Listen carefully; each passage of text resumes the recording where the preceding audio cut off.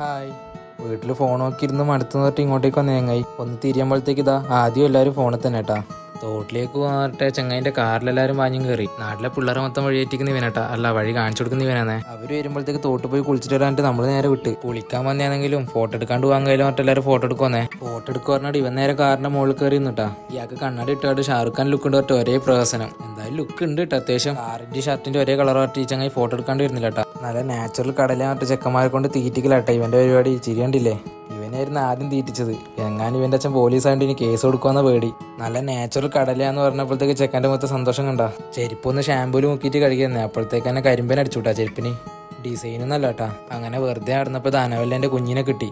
അങ്ങനെ കേരളത്തിൽ വന്നിട്ട് ആരും കൊല്ലണ്ട പറഞ്ഞിട്ട് ഈ ചങ്ങായി വെള്ളത്തിൽ നോക്കിയിട്ട് അതിനെ കൊന്നുട്ടാ. ഇനി എങ്ങാനും അത് ചത്തിയില്ലെങ്കിലോ എന്ന് വെച്ചിട്ട് ഞാനും കൂടി അതിനെ മുക്കി കൊന്നുട്ടാ.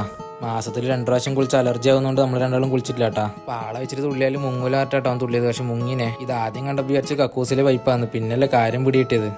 വരുന്ന വയ്ക്കാന്ന് ഇതിന്റെ പേരുണ്ട്, ഒരു അക്ഷരമാരെ പോയനെ. വീട്ടിലേക്ക് വരുമ്പോൾ നീ സാധനം കണ്ടു. ഇത് എന്താണെന്ന് അറിയുന്നവരുണ്ടെങ്കിൽ ഒന്ന് കമന്റ് ചെയ്യണം കേട്ടാ. വലിയ കടിച്ചിട്ടും തിന്നിട്ടും വലിയ ടേസ്റ്റ് ഒന്നും ഉണ്ടായില്ലേ. അപ്പോൾ ശരി, ഇത്രയേ ഉള്ളൂ.